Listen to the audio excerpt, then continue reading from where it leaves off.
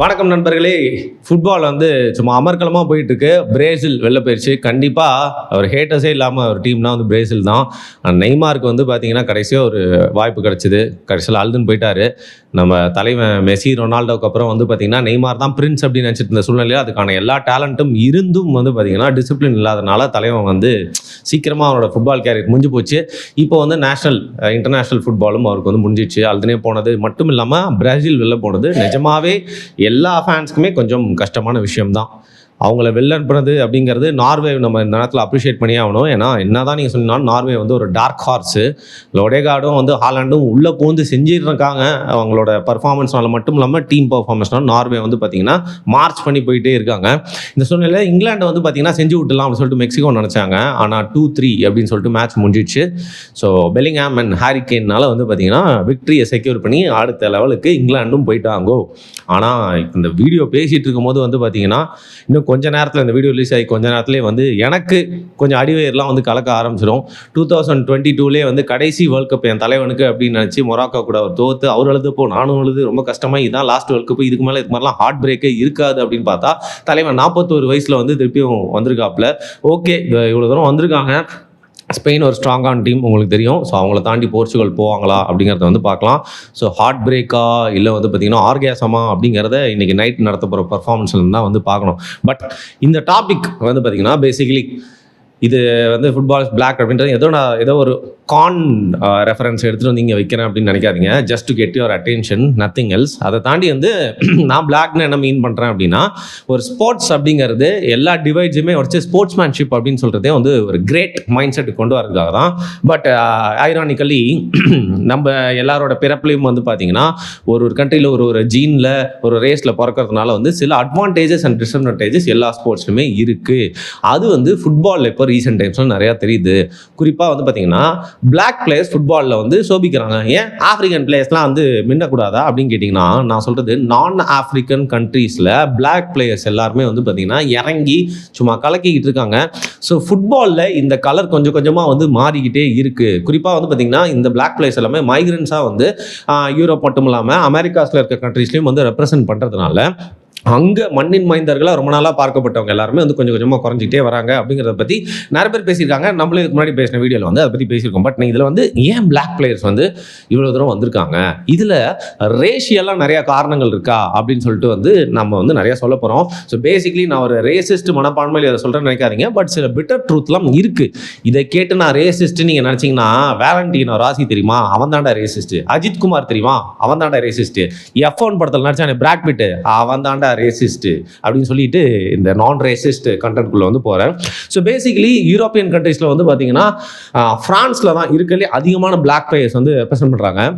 எத்தனை பிளேயர்ஸ்னு பார்த்தீங்கன்னா ஹோல் டீமில் வந்து ஃபர்ஸ்ட் டீமில் 21 பிளேயர்ஸ் வந்து பிளாக்ஸாக இருக்காங்க. ஸோ பேசிக்கலி வந்து எல்லாருமே வெஸ்ட் ஆஃப்ரிக்கன்ஸ், பெரும்பான்மையாக வெஸ்ட் ஆஃப்ரிக்கன் கண்ட்ரீஸ்லேருந்து மைக்ரேட் ஆகி இந்த ஊருக்கு வந்தவங்க தான் வந்து பார்த்திங்கன்னா ஃப்ரான்ஸில் ஃபுட்பாலில் மட்டும் இல்லாமல் அந்த நாடே வந்து பிளாக் மண்டமாக மாறிட்டு இருக்குது அப்படிங்கிறது அந்த ஊரோட வேறு மாதிரி ஒரு பிரச்சனையாக இருக்குது. பட் இந்த ஃபுட்பாலில் ஒரு ஃப்ரெஞ்ச்மேன் கூட இல்லையா அப்படின்னு கேட்குற அளவுக்கு இருக்குது. அதுக்கப்புறம் வந்து பார்த்திங்கன்னா செகண்ட் பிளேஸில் இருக்கிறது நாங்கள்லாம் ஒயிட்ஸ் அப்படின்னு சொல்லிட்டு உலகையே ஒரு காலத்தில் ஆண்ட இங்கிலாந்து வந்து பார்த்திங்கன்னா 15 கருப்பின பிளேயர்களோட அவங்க வந்து 2வது இடத்துல இருக்காங்க. ஸோ இங்கிலாண்டோட டைவர்சிட்டி அப்படிங்கிறது ஒரு கல்ச்சுரலி மெல்டிங் பாட்டாக மாற்றுறதுக்கு ட்ரை பண்ணி இன்றைக்கி வந்து பார்த்திங்கன்னா சோஷியலி அவங்க நிறைய ப்ராப்ளம்ஸ்குள்ளே போயிட்டு இருக்காங்க. பட் ஸ்போர்ட்ஸ் ரெப்ரஸன்டேஷனில் 3 லைன்ஸ் நாங்கள் ஒயிட்ஸ் அப்படின்னு சொன்னால் கூட வந்து பார்த்திங்கன்னா இன்றைக்கி பிளாக் பிளேயர்ஸோட ஹெல்ப் அவங்களுக்கு வந்து தேவைப்படுது. அண்ட் தேர்ட் பிளேஸில் வந்து நெதர்லாண்ட்ஸ் இருக்காங்க. டச் அவங்க வந்து வேர்ல்ட் கப் விட்டு வெளில போயிட்டாங்க. அண்ட் பெல்ஜியமும் வந்து பார்த்திங்கன்னா 9 பிளேயர்ஸ் வச்சுருக்காங்க. ஜெர்மனியும் அதே மாதிரி 9 பிளேயர்ஸு, ஸ்வீடன் 6, அப்புறம் போர்ச்சுகலில் வந்து 4 பிளேயர்ஸு, அப்புறம் ஸ்பெயினில் 2 பிளேயர்ஸ் அப்படின்னு சொல்லிட்டு வந்து பார்த்திங்கன்னா பிளாக் பிளேயர்ஸோட ரெப்ரஸன்டேஷன் அப்படிங்கிறது யூரோப்பியன் டீம்ஸில் கொஞ்சம் கொஞ்சமாக அதிகரிச்சுட்டே வருது.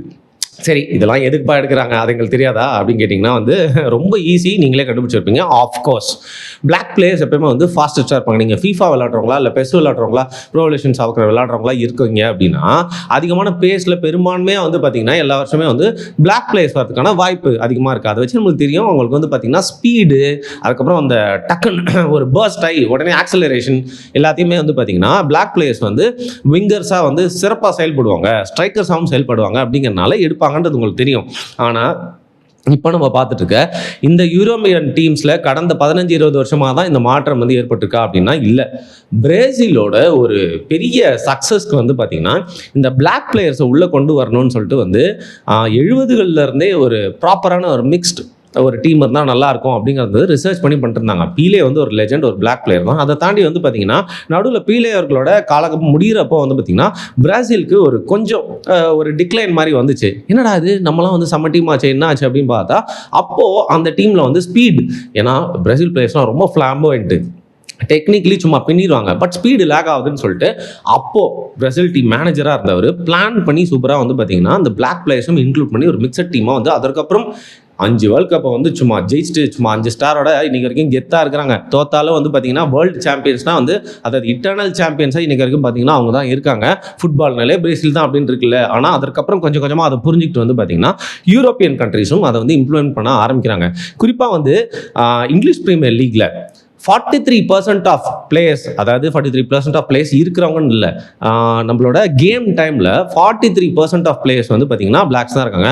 ஆல்மோஸ்ட் அதே லெவலுக்கு தான் வந்து பார்த்தீங்கன்னா ஸ்பானிஷ் லீக்லையும் இருக்குது. சில லீக்ஸ்லாம் வந்து பார்த்தீங்கன்னா பிளாக் பிளேயர்ஸ் இருந்தாலும் கொஞ்சம் ரேசிஸ்டான லீக்ஸ் அப்படிங்கிறனால அவங்களுக்கு என்ன தான் டேலண்டாக இருந்தாலும் பெஞ்சில் உட்கார வைக்கிற கேவலமான ஒரு நடைமுறையும் இருக்குது.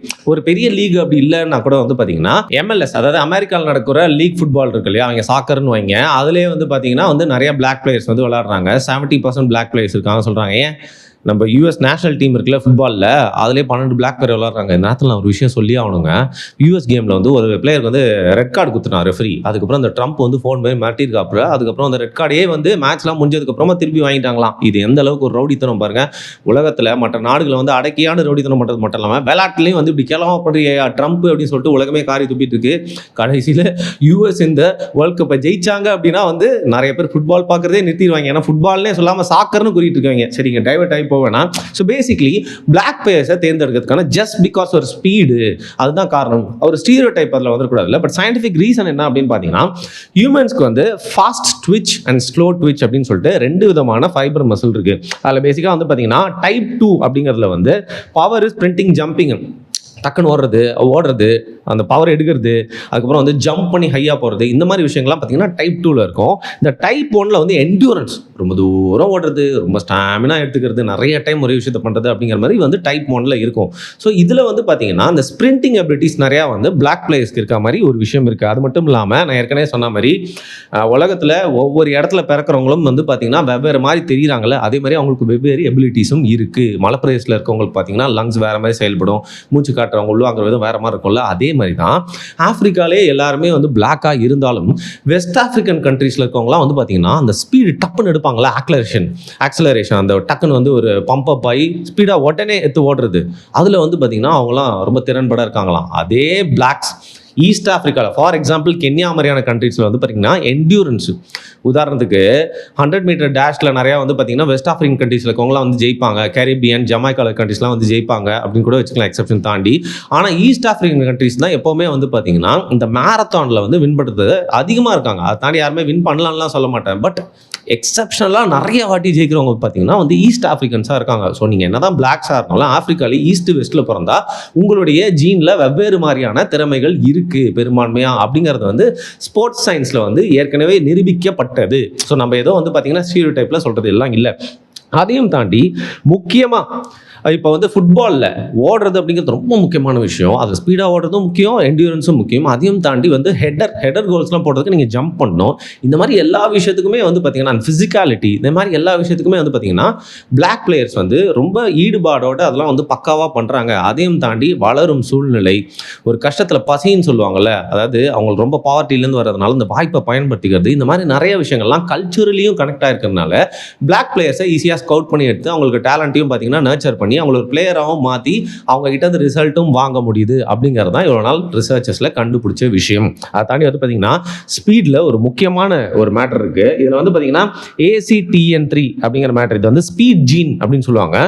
இது பிளாக்ஸ்க்கு, கருப்பினவர்களுக்கு அதிகமாக இருக்கிறத நம்மளால் பார்க்க முடியுது. அதுலேயும் பார்த்தீங்கன்னா ஜமைக்காவில் இருக்காங்கல்ல, ஜமைக்காவில் இருக்கிறவங்களுக்குலாம் வந்து முட்டி, குறிப்பாக ரன்னர்ஸ், அங்கே இருக்கிற ரன்னர்ஸ்க்குலாம் முட்டி வந்து பார்த்தீங்கன்னா வேறு ஷேப்பில், மற்ற பிளாக் கண்ட்ரீஸ்லேருந்து வர ரன்னர்ஸ் கம்பேர் பண்ணும்போது வேறு ஷேப்பில் இருக்கிறதும் நல்லா பார்க்க முடியுது. ஸோ இயற்கை எவ்வளோ விந்தியான விஷயங்கள்லாம் வந்து குடி குடி மாற்றத்தில் கொண்டு வருது அப்படின்னு பார்த்தீங்களா, நம்ப முடியல.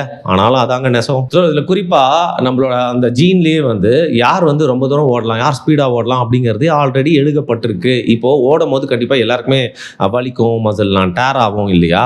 அந்த மசில் டேர் ஆனாலும் அது மூலிமா வரக்கூடிய வலி அப்படிங்கிறது வந்து பார்த்திங்கன்னா ரொம்ப அதிகமாக ஒயிட் ரன்னர்ஸ்க்கு இருக்கிறதாகவும் ரொம்ப கம்மியாக பிளாக் ரன்னர்ஸ் இருக்கிறதாகவும் வந்து பார்த்திங்கன்னா சயின்டிஃபிக்லி வந்து ப்ரூவ் பண்ணியிருக்காங்க. அப்படிலாம் இதை கேட்டால் ரொம்ப வந்து என்னையா அது பிளாக்ஸ் மட்டும் தான் போதில் வந்து சோபிக்க முடியுமா, அதனால தான் அவங்க எல்லாமே டாப்பில் இருக்காங்களா? அப்படியும் இல்லை. பெரும்பான்மையாக அவங்களுக்கு இயற்கையாகவே இந்த ஸ்கில்ஸ்லாம் வந்து ரொம்ப அதிகமாக இருக்குது அப்படின்னா கூட வந்து பார்த்திங்கன்னா நீங்கள் ஒயிட் கண்ட்ரீஸில் இருக்க ஒரு பிளேயராக இருந்தாலும் சரி, இல்லை ஏஷியாவில் இருக்க ஏதோ ஒரு பிளேயராக இருந்தாலும் ஒரு ப்ராப்பரான அட்மாஸ்பியரில் அந்த கேமை தெரிஞ்சு நீங்கள் அந்த கல்ச்சரோட வளர்றது மட்டும் இல்லாமல் உங்களுக்கு எலைட் ட்ரைனிங் ஒரு ப்ரொலாங் டைமில் கொடுத்தா அந்த கண்ட்ரிலேருந்து வர பிளேயர்ஸ் கிட்டையும் வந்து பார்த்தீங்கன்னா ஆல்மோஸ்ட் பிளாக் பிளேயர்ஸ் கிட்ட நீங்கள் எக்ஸ்ட்ராக்ட் பண்ணுற மாதிரி டேலண்ட்டை பண்ணலாம், அவங்ககிட்ட இருந்து இந்த மாதிரி பர்ஃபார்மன்ஸை வாங்கலாம். So with training beating black players are possible அப்படிங்கிறதையும் நம்மளுக்கு ரியாலிட்டி கற்றுக் கொடுக்குது. சரி, இப்போது நிறைய பேர் வந்து ஃபுட்பால் நம்ம ஊரில் வந்து டெவலப் ஆகுது காரணம், ஏன் நானே வந்து நிறைய வீடியோஸ் போட்டிருக்கேன், டெவலப் ஆகுதுக்கு காரணம் முக்கியமாக வந்து பார்த்தீங்கன்னா ஒரு ஈவில் ஸ்போர்ட் தான். எல்லா ஸ்போர்ட்டும் ஸ்போர்ட் தான், இந்த ஸ்போர்ட்டே நம்ம மதிச்சிட்டோம். பட் இந்த ஸ்போர்ட்டை சுற்றி ஒரு பெரிய அரசியல் இருக்குது. ஃபுட்பாலை வளரோடாமல் பண்ணுறதுன்றதுனால அது மேலே நம்மளுக்கு ஒரு வெறுப்பு வந்துச்சுல. குறிப்பாக வந்து பார்த்திங்கன்னா நம்ம ஊரில் நம்மளுக்கு பேசிக்காகவே பை ஜீனாக இருக்கட்டும், நம்மளோட ஃபிசிக்காலிட்டிஸாக இருக்கட்டும், இந்தியன்ஸ் வந்து மற்றவங்க கூட ரொம்ப ஈஸியாக கம்பீட் பண்ணி ஃபுட்பாலில் சோபிக்கிற அளவுக்கான பாடி டைப்ஸ் இல்லை. அது மட்டும் காரணம் இல்லைங்க. நம்ம ஊரில் வந்து பார்த்திங்கன்னா இன்ஃப்ராஸ்ட்ரக்சர் மட்டும் இல்லாமல் நியூட்ரிஷன், ஃபிசிக்கல் டெவலப்மெண்ட்டுக்கு உண்டான ட்ரைனிங்கு, அதுக்கப்புறம் இதில் இருக்கக்கூடிய பாலிடிக்ஸு, அதையும் தாண்டி ஜெனட்டிக்ஸு, அப்புறம் ப்ரையாரிட்டிஸ். ஏன்னா நம்ம ஊரில் வந்து பார்த்தீங்கன்னா அந்த ஸ்போர்ட்டாக அது விளங்கவே விளங்காது. இதில் போய் அட்லீஸ்ட் உனக்கு லீகில் ஐபிஎல்லையாவது வாய்ப்பு கிடைக்கும் அப்படின்னு சொல்லிட்டு இன்றைக்கி இருக்கும் ஒரே ஸ்போர்ட்டை வந்து ப்ரொமோட் பண்ணிருக்காங்கல்ல. இந்த மாதிரி பல விஷயங்கள் வந்து பார்த்தீங்கன்னா இந்தியன்ஸ் ஃபுட்பாலில் சோபிக்க முடியாமல் இருக்குது. 1 பில்லியன் பீப்புளுக்கும் மேலே இருக்கிறோம் அப்படின்னா இதில் வந்து பார்த்தீங்கன்னா கிராஸ் ரூட் லெவலில் இறங்கி நிறைய பேர் வந்து ஜலிச்சு எடுத்து அதில் பெஸ்ட்டாக ஃபிசிக்கலில் எக்ஸலன்ஸில் இருக்கவங்க வந்து பார்த்தீங்கன்னா ட்ரெயின் பண்ணால் நம்மளாலேயும் ஒரு வேர்ல்ட் கிளாஸ் டீமை வந்து கொடுக்க முடியும். ஆனால் பண்ண மாட்டாங்களே.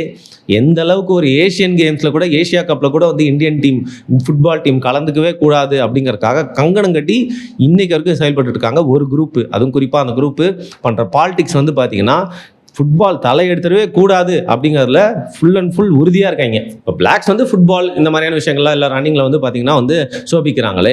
அப்போ வேறு இனத்தவர்கள்லாம் வந்து அதிகமான ரிசல்ட்ஸில் எந்தெந்த மாதிரியான ஸ்போர்ட்ஸ்லாம் டாமினேட் பண்ணுறாங்கன்னு பார்த்தீங்கன்னா வந்து யூரோப்பியன்ஸில் வந்து அமெரிக்கன்ஸ், ஒயிட் அமெரிக்கன்ஸ், இவங்கெல்லாம் வந்து பார்த்திங்கன்னா டெட் லிஃப்டிங் இருக்குல்ல, அதுலேயும் பார்த்திங்கன்னா பிளாக்ஸ் இருக்காங்க. பட் பெரும்பான்மையாக வந்து அதில் இவங்க வந்து சும்மா ஷைன் பண்ணுறது மட்டும் இல்லாமல் நிறைய வாட்டி ஒலிம்பிக்ஸ்லேயும் வந்து பார்த்திங்கன்னா கிரேட் ப்ரைஸஸ்லாம் அவங்க வந்து வின் பண்ணியிருக்காங்க.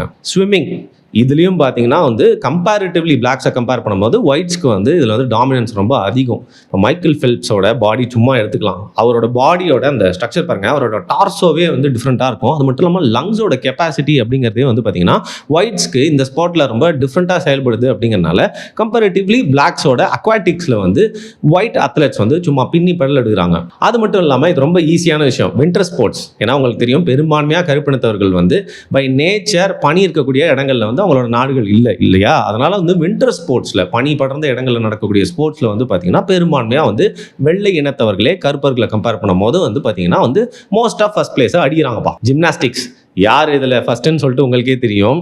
ஸோ இது வந்து திருப்பியும் ரேஷியலாக சொல்லல, ஃப்ளெக்சிபிலிட்டி அப்படிங்கிறது வந்து பார்த்தீங்கன்னா ஏஷியன் பீப்புளுக்கு ரொம்ப அதிகம். அதாவது இந்தியன்ஸோடு அதிகமாக வந்து பார்த்தீங்கன்னா சைனா அண்ட் ஜப்பானில் இருக்கவங்களுக்குலாம் ரொம்ப அதிகம், தாய்லாந்து இந்த மாதிரி ஊரில் இருக்கவங்களுக்குலாம். அதனால தான் என்றைக்குமே ஜிம்னாஸ்டிக்ஸில் வந்து பார்த்தீங்கன்னா சைனா அண்ட் ஜப்பானை வந்து வேறு லெவலில் எலீட் லெவலில் வந்து கம்ப்ளீட் பண்ணிட்டே இருப்பாங்க. நீங்கள் அமெரிக்கா கூட நிறைய பேரில் வந்து பார்த்தீங்கன்னா யூரோப்பியன் கண்ட்ரீஸில் நிறைய பேர் ரெப்ரசென்ட் பண்ணுறாங்க ஜிம்னாஸ்டிக்ஸ்க்கு ஒலிம்பிக்ஸ்லாம் கூட. மோஸ்ட்லி அவங்க வந்து மொங்கலாய்டு இனத்தை சேர்ந்தவங்களாக தான் இருப்பாங்க. ஒன்று சைனா இல்லை ஜப்பான் இல்லை வேறு ஏதாவது வந்து பார்த்தீங்கன்னா ஈஸ்ட் ஏஷியன் கண்ட்ரிலேருந்து வந்து அமெரிக்காலேயோ இல்லை யூரோப்லேயோ செட்டில் ஆகி அவங்கள ரெப்ரசென்ட் பண்ணுறது தான் வந்து பார்த்தீங்கன்னா பெரும்பான்மையாக ஜிம்னாஸ்டிக்ஸில் சும்மா வெளுத்து வாங்குவாங்க. So gene matters. அப்புறம் பேஸ்பாலு, ஷூட்டிங்கு, அப்புறம் இந்த கயாக்கிங்லாம் இருக்கும்ல, இதெல்லாம் வந்து பார்த்தீங்கன்னா வெள்ளை இனத்தவர்கள் பெரும்பான்மையாக வந்து கருப்பர்களை கம்பேர் பண்ணும்போது வந்து டாமினேட் பண்ணுறாங்க. ஸோ இதெல்லாமே வந்து பார்த்தீங்கன்னா ஸ்போர்ட்ஸ் சயின்சஸில் ஏற்கனவே வந்து ஆராய்ச்சி செய்யப்பட்டு ஒவ்வொரு ஸ்போர்ட்ஸ்லையும் அங்கங்கே இருக்கக்கூடிய எக்ஸ்பர்ட்ஸ் எல்லாமே அதை இம்ப்ளிமெண்ட் பண்ணி தான் ஒவ்வொரு டீமையும் வந்து உருவாக்குறாங்க. ஸோ பேசிக்லி வந்து பார்த்தீங்கன்னா ஒரு ரேசஸ் பாயிண்ட் ஆஃப் வியூவில் நம்ம இதை சொல்லாமல் இதுக்கு பின்னாடி இருக்க சயின்ஸ் என்ன அப்படிங்கிறதான் நம்ம வந்து பார்த்துருக்கோம். இதெல்லாமும் தாண்டி நம்மளோட இந்தியா என்னைக்காவது வந்து அட்லீஸ்ட் ஒரு ஏசியா கப்பையாவது அடிக்காதா அப்படிங்கிற மாதிரி ஒரு கனவோட காத்திருக்க ஃபுட்பால் ஃபேன்ஸ் எதுக்கு அதை நினச்சி கவலைப்பட்டுக்கிட்டு நம்மளுக்கு தெரிகிற பார்க்குற ஃபுட்பாலை பார்த்து என்ஜாய் பண்ணுவோம். ஏதோ நம்மளுக்கு பிடிச்ச டீம் ஜெயிச்சா நம்ம டீமே, அதாவது நம்ம கண்ட்ரியே ஜெயிச்சா மாதிரி நினச்சி சந்தோஷப்பட்டுக்க வேண்டியதுதான். சரி, நான் திருப்பியும் கேட்குறேன், இந்த வேர்ல்ட் கப்பை யார் ஜெயிப்பா? ஏன்னா ஒரு 2 முக்கியமான டீமு நம்ம நேத்தி பேசுனதுக்கு இன்னைக்கு பேசுனதுக்கு நடுவில் வெளில போயிடுச்சு. ஸோ டோர்னமெண்ட்டில் மீதி இருக்க டீமில் யார் கப் அடிப்பா அப்படிங்கிறத மறக்காமல் கீழே கமெண்ட் பண்ணுங்க. அண்ட் முக்கியமாக நான் சொன்ன கருத்துக்களில் உங்களுக்கு ஏதாவது மாற்று கருத்து இருக்குது, இல்லை சூப்பரான வேறு ஏதாவது பாயிண்ட்ஸ்லாம் ஆட் பண்ணணும் அப்படின்னு நினச்சிங்கன்னா கீழே கமெண்ட் பண்ணுங்கள். நன்றி.